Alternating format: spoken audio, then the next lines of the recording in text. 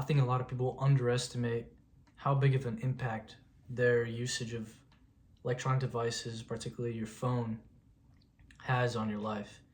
And there was a study by San Diego State that discovered that teens who spend 5+ hours on any electronic device showed 66% more likely to have some type of depressive or suicidal thought that would eventually lead to suicide, compared to the people who only spent 1 hour max per day. So when you think about something like as scary as a fact like that is, because I know you can make the observation that you're watching this on the screen right now and I'm making it on the screen. So, but I think that's what makes us that much more almost credible to like sharing these type of thoughts, because we're firsthand experience of the effects that it has on using that much. Because I know my screen time is probably above 5 hours a day, which I guess that's just me, but I think, or at least I hope a lot of people also have that similarity. Or not that I hope it, but I think a lot of people fall into that and like the doom scrolling and all that. And I know like it's a thing you kind of sweep under the rug, is like it's all right. But what I've been noticing, especially for me personally, is what I found out to be pleasure seeking fatigue. So essentially what that is like when when you're swiping, first 20 minutes you find a couple funny videos, you're liking them, you're laughing, you're having a good time. And then before you know it, an hour passed by. And there's even moments where I find myself just scroll, because like it's almost like I'm just searching for that next dopamine hit instead of like actually being entertained and enjoying my time. And then when you do that, it like, you ever notice when you finish, like you get off the app and you actually go to do something, you're much more tired, less motivated, less driven. You kind of just want to go back to doing it, or just stop altogether with whatever you're trying to do. And I noticed myself feeling that exact way after experiencing the pleasure seeking fatigue, because it's literally like I'm mining for some type of, oh, this is gonna make me entertained, this is gonna make me laugh, and I'm just swiping past every meaningless little thing, to the point where when I'm done, I'm like, all right, I'm finally like, screw this. I'm just like in a almost tired state, like a exhausted, like I've been searching for this dopamine hit. And when it's over, it's like it actually costs me energy to do all those things. And it hurts. Like it genuinely takes away time from me doing other things that I need to be doing. And I noticed that, especially yesterday, there was a time where I did that exact thing where I was scrolling, and when I finished, I was like, I spent all this time as my free time so that when I'm done, I will do my work. But now I have no intention or motivation to do my work. And so that's what got me thinking into all this, the phone, the electronics, is like, you can categorize it into two things, and like, or even relate them, is it's an addiction, number one. I think everyone can agree. But also a compulsion. Like, what I mean by compulsion is there's times where you don't even want to be on your phone or want to go through TikTok, and you just pull it out, swipe through a couple apps, just because of almost like habit, almost routine, that you just, oh, I just want to pick it up, see what's going on. Like, I don't even actually want to go on the app and scroll. I don't even have the time to, but I'm still taking my phone out. Or if you've ever gone through TikTok or Instagram, then got off the app and then clicked right back onto the app. And now like it's so far beyond what you actually want to do. It's almost you're being controlled by it. And that's what I want to talk about, because it's just like any other substance. There's always so much talk about drinking or drugs and stuff like that, or any other type of substance that you abuse as a distraction to real life problems. And it's the same thing. It's anything that you're using as an addiction is gonna negatively impact your life. And because it's so common to do it and it's so easy to get stuck into, like scrolling or being on your phone, being on some type of video game or something like that, then it kind of gets swept under the rug. Maybe not fully, but definitely talked about less than like other substances that people abuse, because it can affect someone's life just as much as someone who drinks a lot.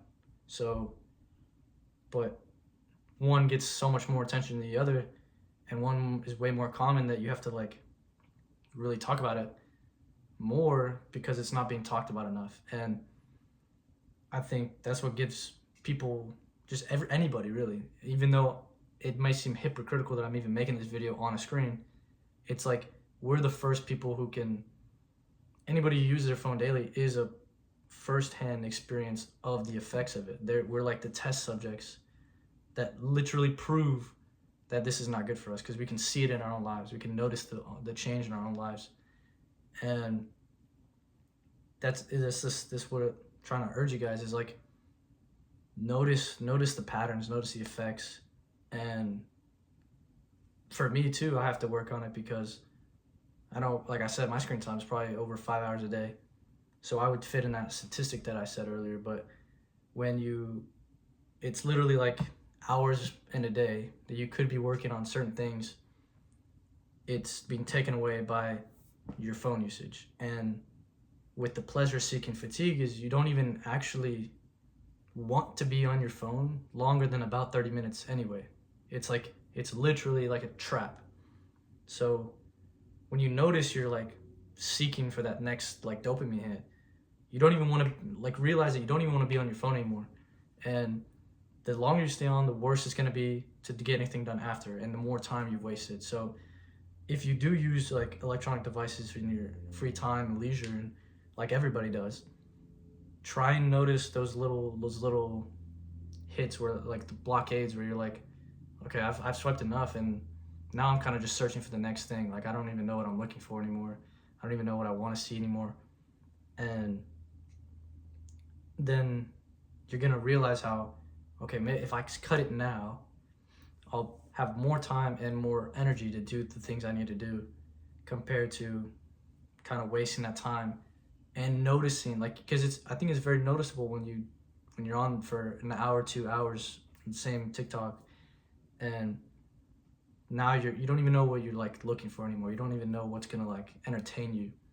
So when next time you notice those little signs, put it down. Or like there's all the like easy hacks of using your phone less by like putting it on the other side of the room before you go to sleep, or putting timers or restrictions on your phone. But when you can learn to like notice those little changes and like habits with your own mind where you've hit that block and you're still scrolling, that's when, like, if you can train to even just put it down for like 5 minutes and do something, like starting small and simple, like I said earlier, that you can kind of train your mind to go back and realize those signs, so that when those signs keep coming up again and again, you can stop it earlier and get stuff done that you need to get done, have more motivation and drive.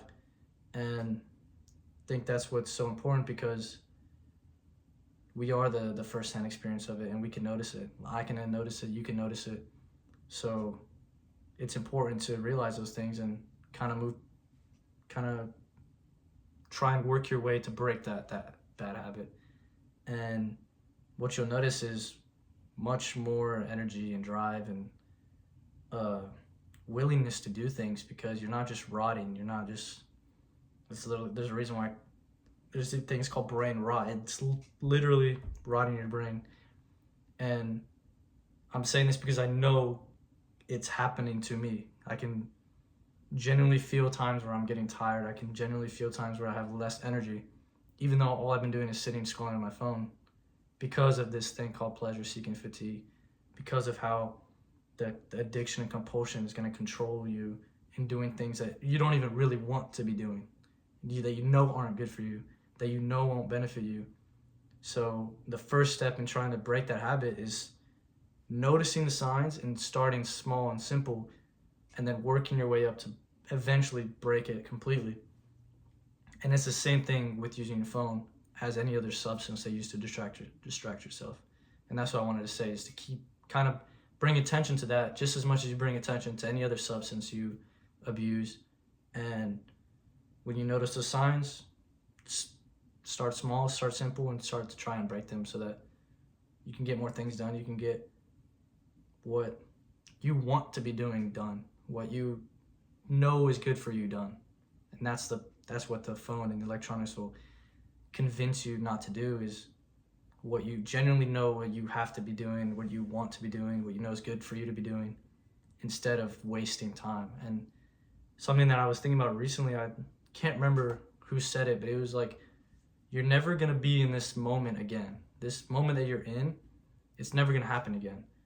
So it was a way to like convince my mind, at least, that not to waste the opportunity that I have now. Like anytime I feel tired to do something, this moment is going to come back again. So let me do it now. Even though I'm tired, even though I don't want to do it, let me still do it. Then I can have my free time, my leisure, and then by the end of it, you're going to feel better about yourself anyway. So it all plays into that phone is one example, but about breaking that, I guess, pleasure-seeking fatigue that your body's going to endure after so much time spent trying to get that dopamine hit that you probably can get from doing stuff that you like doing anyway. You're just so addicted, and your mind is so compulsive with the fact of getting the phone that you don't even know what's going on. So notice the little breaks, notice the little changes in your mood and your energy levels when you're scrolling, and be like, okay, stop it here. And even if it means just sitting down my phone for 5 minutes to like do anything else that doesn't require any electronics, then you can start building on that and get better from it. So that's what I want to talk about today, and I'll see you guys later.